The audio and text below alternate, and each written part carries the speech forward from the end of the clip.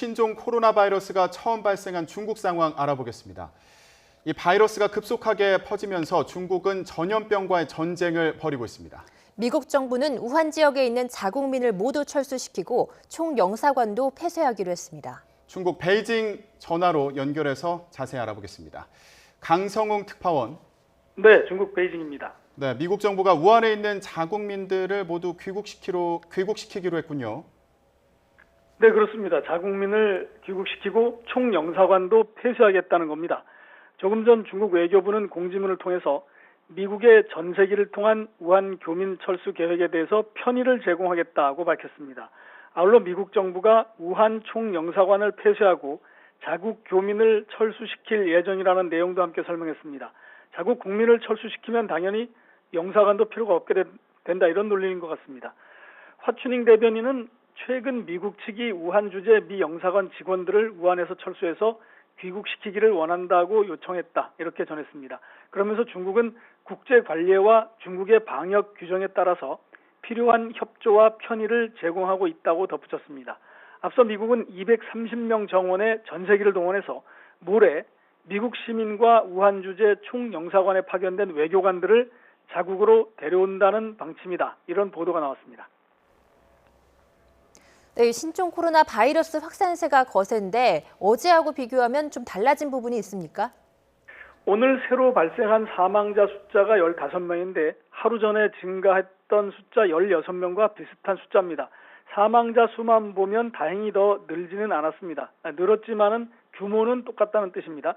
며칠 사이 우한의 의료진이 긴급 보강이 되면서 사망자 수의 증가세가 잡힌 건가 하는 기대를 갖게 합니다. 하지만 하루 통계만으로는 예단할 수가 없고 여전히 확산 추세로 판단하는 게 맞을 것 같습니다.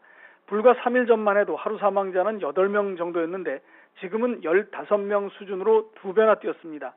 이곳 베이징에도 확진 판정을 받은 사람 수가 50명을 넘어섰습니다. 한국 교민들이 많이 사는 왕징 지역이 속한 차오양구에서만도 8명이 나왔습니다. 주중 한국 대사관 측은 한국 교민 가운데는 아직 확진자가 보고되지 않았다, 이렇게 밝혔습니다. 이곳 수도 베이징시의 인구가 2천만 명 정도인데 거리는 텅 비다시피 한 상태입니다.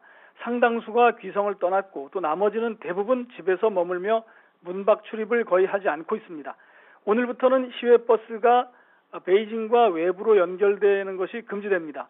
베이징시가 어제 저녁에 갑자기 내린 조치인데 귀성을 떠났던 수백만 명의 시민들이 베이징으로 들어오는 것을 막으려는 것 아니냐, 이런 관측이 나오고 있습니다. 베이징의 공항과 기차역은 아직 운영이 되고 있는 가운데 검역 요원들이 나와서 발열 여부를 철저히 검사하고 있습니다. 네, 그렇다면 우한 지역의 상황은 더 나쁠 것 같은데 어떻습니까? 우한 지역은 사실상 패닉 상태에 빠졌다고 보는 게 맞을 것 같습니다. 조금 전 미국 교민들이 모두 철수하기로 했고 총영사관도 폐쇄한다는 보도가 있었습니다. 병원마다 환자가 넘쳐나고 의료진의 부족과 피로 때문에 제대로 대응이 이루어지지 않고 있는 실정입니다. 오늘은 우한 지역 간호사들에게조차 마스크가 제대로 공급되지 않고 있다, 이런 보도도 나왔습니다. 이동 통제가 우한 주변 지역으로 확대되고 있지만 주민들의 전염병 공포는 계속되고 있습니다. 현재 우한 외곽에 임시 격리병원을 크게 짓고 있는데 2월 초에나 완공이 될 예정이어서 확산세를 잡는 데는 시간이 좀 더 걸릴 것으로 보입니다. 시진핑 국가주석도 어제 직접 회의를 소집해서 전염병 예방과 통제가 현 시점에서 가장 중요하고 과학적이고 정밀하게 대처한다면 전염병과의 전쟁에서 반드시 승리할 것이다, 이렇게 말했습니다. 그러면서 일선 간부들의 각성을 촉구하고 약품과 물자를 총동원하라고 지시했습니다.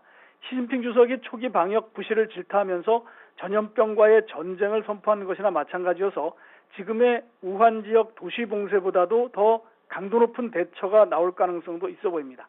지금까지 베이징에서 YTN 강성웅입니다.